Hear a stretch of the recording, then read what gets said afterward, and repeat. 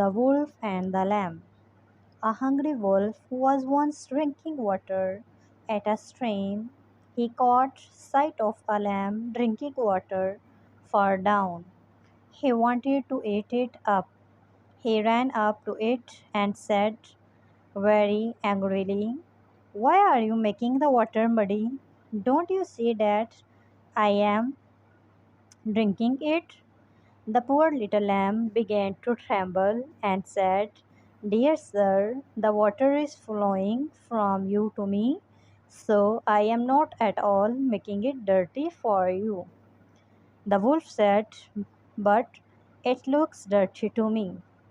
If it is not you, then it must be your father who has made the water dirty." The lamb said, "Sir, my father died long ago, so he also could not have possibly done it." The wolf was getting impatient to kill the lamb, so he said, I am sure then it must be your grandfather who made this water dirty."